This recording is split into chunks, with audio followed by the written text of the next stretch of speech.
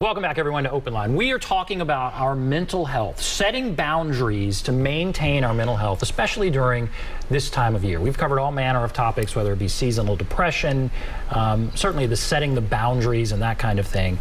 Happy to have with us Ruth Martin. She's a licensed therapist who's been kind of guiding us through this. A couple of great calls. Yeah, it's been awesome. Had some very good calls. And we wanted to talk about the idea of rest. Right. You know, how do people define rest? I mean, people think, okay, I'm going to get some rest, I'm going to go home and sleep, and then I'm going to be done. You know, what about rest in our world now? I love a good nap, though, so I can understand why we talk about it. When you have a good nap, it feels great. The idea of rest, I actually call it, in the terms of self-care, like intentional self-care or incorporated self-care, incorporated rest. It's the idea of having activities or situations that are very neutral, that aren't related to a goal. Like, I'm not gonna lie, if you go into it, be like, I'm gonna be the most relaxed person ever, you're not gonna get far. But the idea— You wanna win at being relaxed. I wanna win at being relaxed. Yeah. And like, if you the tension in my face, I'm gonna be great at it. But rest is about recharging. And some people recharge with coloring, some people recharge in silence, some people recharge with music. Whatever it is, it's taking a break. And it can look different. It can look different for everybody. But I think a lot of us use rest as a recovery tool when it could be used preventatively to help cushion our crash. We need to understand ourselves too about what does help us recharge. Exactly. Is it true? Okay, introverts maybe are more inclined when they need. We all need to rest and recharge. Introverts might be inclined. Okay, I'll do that on my own. I can do that. That's what I need to recharge. Extroverts, they may need to be around people. That's how they would recharge and rest. Is that accurate to bring in the whole introvert-extrovert thing? Yeah, and another way to look at it goes into, it's all about how we take in information. Like, I am a external validation, external seeking sensory person. So for me, I could be so tired and a friend invite me to coffee and I may drag myself getting there, but I do feel energized after, and not because of the caffeine, because of the conversation.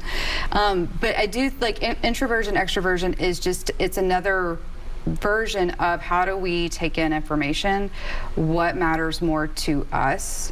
My husband is very internally driven, and so he loves quiet, he loves silence, he works really well in solitude. And so anything outside can be a drain, and opposites attract, I guess.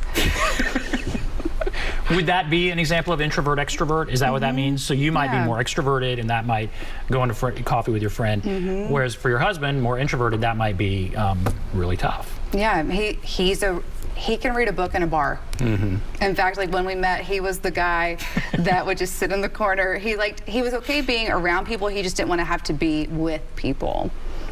So that was part of a personality test, the introvert, extrovert, IN, whatever. Is that part of something you would go over with people when they come through your office? Not just, but a personality kind of diagnosis or an Enneagram or anything like that?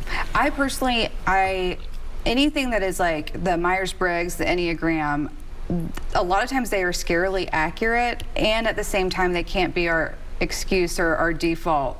You know, oh, I'm a 7. So that's just my 7 coming out. I think it's helpful, and it has to go through the lens. It's a good guide for us understanding ourselves, and we have to understand how that still applies to us. So even if it's like horoscopes, for example, that can feel relevant, but I'm taking in the information with my bias. And so what does, an Enneagram 7 is the enthusiast. So we like a lot of variety. So what would that look like? Let's go with Mary here on the line. Hello, Mary. Yes. Go right ahead. Good evening. Hello, Lauren. This is Mary, and I follow you on LinkedIn and on Instagram, and I love all the posts that you make. It's so beneficial just to everyday world. But my question is, in the new year, come January, we're getting dark earlier, lack of sunshine. What tips do you give out or recommend just to get that extra boost of vitamin D?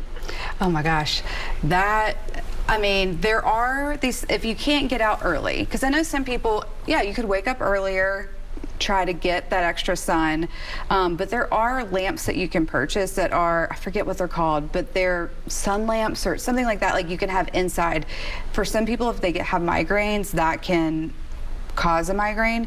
But the idea would be to incorporate in breaks. So if you work inside your office, can you get near a window?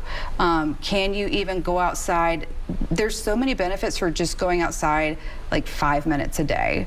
And I'm not recommending smoking, but you know, people that smoke get to go outside, and so they get that extra. I used to work in restaurants, and so they would have their breaks, but you can also do that for a fresh air break, or you can bundle up and take a loop around. The temperature, it may not feel great for you.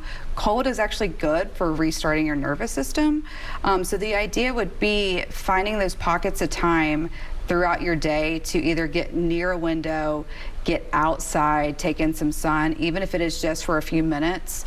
A series of small shifts will do wonders for us. That's important this time of year. And Mary is a fan. So Mary's clearly a fan. You have a podcast, I do. right? So tell us about this podcast and I guess where you can find the stuff Mary's talking about. Yeah, so at Lauren Ruth Martin on Instagram, and then I host the 9 to Kind podcast.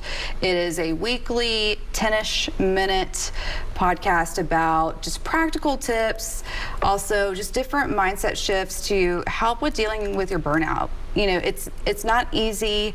We live in a busy world. It's a lot of midweek inspiration, and sometimes it's stuff that we've already heard, but maybe it's presented in a different way. You know? So, and where would you find that podcast? Apple Podcast, Spotify, the Anchor app. If you just Google it, it's all there. And then you can also access it through my website, laurenruthmartin.com. All right, well, very interesting. All right, well, very good. So we're going to take a break. Cool. Then we'll come back. We'll wrap everything up. So we'll take a break. Be back right after this.